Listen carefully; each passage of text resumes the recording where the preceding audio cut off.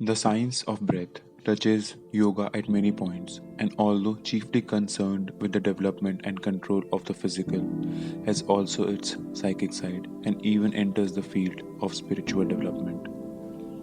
Life is absolutely dependent upon the act of breathing. Breath is life. Prana is the universal principle of energy of force, and that all energy of force is derived from that principle, or rather, is a particular form of manifestation of that principle. Consider it as the active principle of life, vital force if you please. It is found in all forms of life, from the amoeba to man. Prana must not be confounded with the ego, that bit of divine spirit in every soul around which clusters matter and energy. Prana is merely a form of energy used by the ego in its material manifestation. When the ego leaves the body, the prana, being no longer under its control, responds only to the orders of the individual atoms or group of atoms forming the body, and as the body disintegrates and is resolved to its original elements, each atom takes with it sufficient prana to enable it to form new combinations, the unused prana returning to the great universal storehouse from which it came.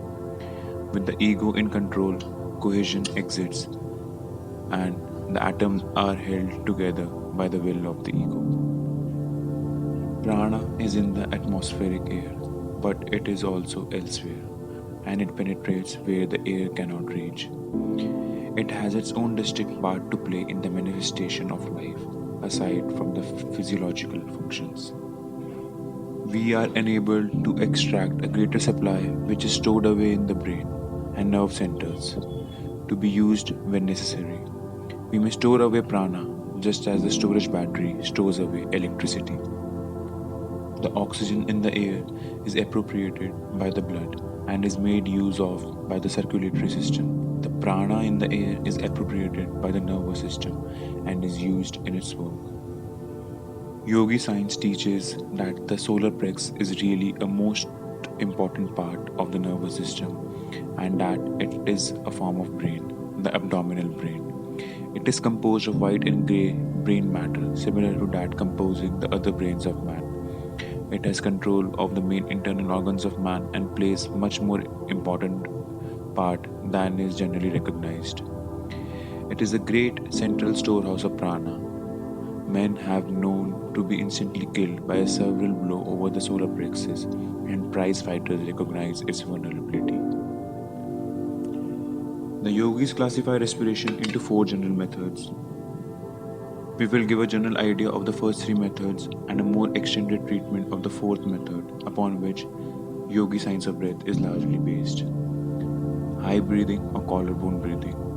One breathing in this way elevates the ribs and raises the collarbone and shoulders at the same time, drawing in the abdomen and pushing its contents up against the diaphragm, which in turn is raised. The upper part of the chest and lungs, which is the smallest, is used and consequently, but a minimum amount of air enters the lungs.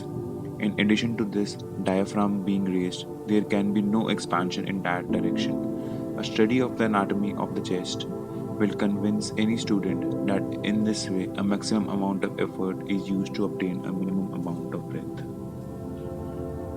Mid breathing or rib breathing is a little less objectionable form of breathing than high breathing, but far inferior to either low breathing or the yogi complete breath. In mid breathing, the diaphragm is pushed upward and the abdomen drawn in. The ribs are raised somewhat and the chest is partially expanded. Low breathing or abdominal breathing is a form of respiration far better than either of the two preceding forms. In low breathing, the lungs are given freer play than in the methods already mentioned, and consequently more air is inhaled. Western authorities write and speak of this method as the best known form of breathing. The yogis know it to be but a part of a system which they have used for centuries and which they know as the complete breath. It must be admitted, however, that one must be acquainted with the principles of low breathing before he can grasp the idea of complete breathing. The trouble with all methods of breathing other than the yogi complete breath is that none of these methods do the lungs become filled with air completely. At best, only a portion of the lung space is filled, even in low breathing. The yogi complete breathing includes all the good points of high breathing, mid breathing, and low breathing, with the objectionable features of each eliminated.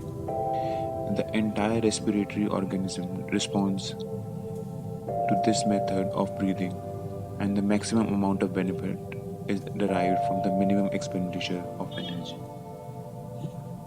The complete breath does not necessarily call for the complete filling of the lungs at every inhalation.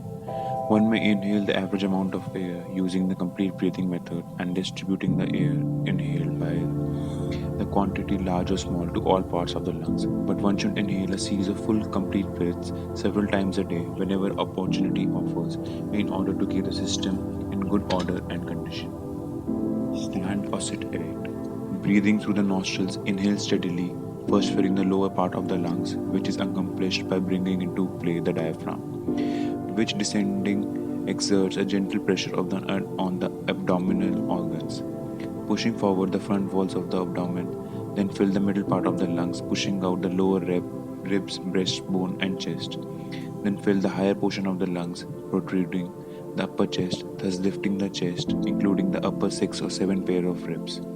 In the final movement, the lower part of the abdomen will be slightly drawn in, which movement gives the lung a support and also helps to fill the highest part of the lungs.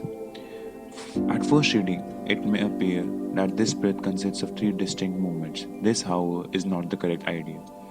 The inhalation is continuous, the entire chest cavity from the lower diaphragm to the highest point of the chest in the region of the collarbone being expanded with a uniform movement. Avoid a jerky series of inhalations and strive to attain a steady, continuous action.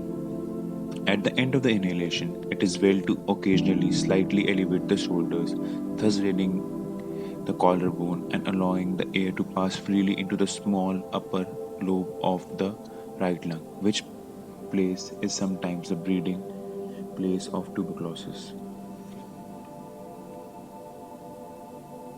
Retain the breath for a few seconds, then exhale quite slowly, holding the chest in a firm position and drawing the abdomen in a little and lifting it upward slowly as the air leaves the lungs. When the air is entirely exhaled, relax the chest and the abdomen. It will be seen that by this method of breathing, all parts of the respiratory apparatus is brought into action and all parts of the lungs, including the remote air cells, are exercised. At the beginning of practice, you may have more or less trouble in acquiring the complete breath, but a little practice will make perfect, and when you've once acquired it, you will never willingly return to the old methods.